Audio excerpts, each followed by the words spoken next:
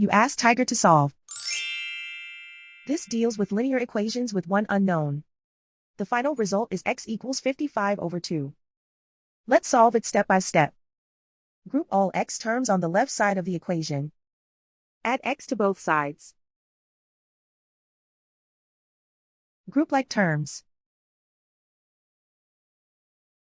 Simplify the arithmetic. Group like terms. Simplify the arithmetic. Group all constants on the right side of the equation. Add 20 to both sides. Simplify the arithmetic.